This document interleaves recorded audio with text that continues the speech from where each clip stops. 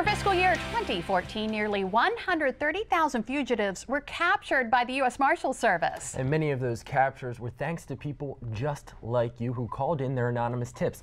You can do that, and it can mean cold, hard cash in your pocket. We're back with our Most Wanted Monday, and of course, we couldn't do it without Lieutenant Tim Robinson. Lieutenant Robinson, thanks for joining us. Well, thanks for having me again. And I think a big congratulations is in order. You got him. Yes. You got him. We got our most wanted person who we've been profiling week after week after week.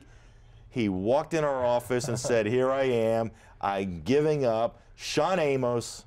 Yeah. Now a resident of the Wicomico County Detention Center. You know where he is now. Yes, we don't hunt for him anymore. And he's not the only one. No, we got a second one. We profiled last week. We profiled Shane Applegate. Yeah. And somebody alerted us to where his location was last week, and we picked him up real quick. All right. Real quick apprehension. Working. Yeah, it is. So this works. So let's get to who we have today. We have Great. Destiny Baker. Yes, I brought in these other ones. I'm hoping your viewers are going to be able to help us find. Let's talk about Destiny Baker. She is believed to be right here in Wicomico County, out in the Willards, Maryland area. So we have a warrant for her in conjunction with a CDS possession charges. So if you know where Ms. Baker is, please contact Crime Solvers right away. All right, moving on to Joseph Dukes. Joseph Dukes, we last know him to have an address in the Parsonsburg area. We actually have an arrest warrant for him in connection with a child abuse case. So if you know where Dukes is, we want to get him brought in. So please contact Crime Solvers. We also have Cody Holland. Yes. Now Cody Holland.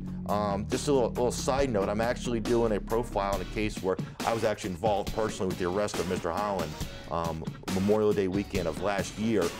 These charges actually stem from that case where he was actually charged with an assault impersonating a police officer, disorderly conduct. Oh, no. And he has violated the terms of his probation. So that's what's precipitated the arrest warrant. Okay, we move on to George Franklin Jackson III. Yes, Mr. Jackson, we believe he has ties to this area, but we have a address, a record of him in the DC area.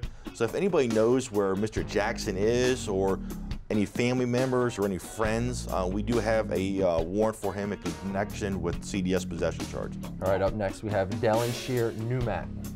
Yes, Mr. NUMAT, we believe him to be right here in Salisbury, and we have a bench warrant that was issued in connection with a burglary in the second degree, felony charges, so we need to get him brought in. And last but not least, we have Philip Anthony Price. Mr. Price, for any of your viewers in Delaware, we last have an address or record of him up in Newcastle County, and again, we have a bench warrant issued in connection with a resisting arrest case.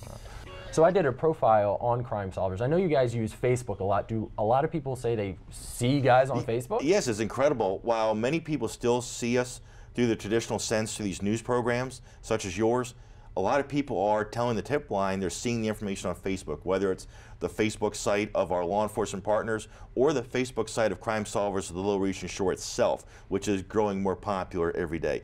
Not only do we put wanted individuals there, we share information from other law enforcement areas, but we also put the success stories when these people are caught too. But if you want the money, you got to call the tip line. If you want the money, we do get tips through our Facebook site.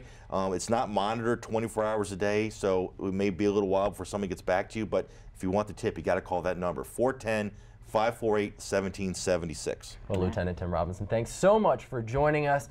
If you'd like more information on Crime Solvers, all you have to do is go to our website, wboc.com, and click on our picture at the top of the page. Well, not all crimes committed are happening in person. As we're learning more and more each day, crimes are happening electronically all the time. Coming up next, we hear about something called ransomware, how thieves are managing to hold your computer and its data hostage, plus how you can ward it off. Well, crooks are even after your kids' information. We also learn about growing scams as kids head back to school and how you can keep them safe and their information safe. Delmarva Life will be right back.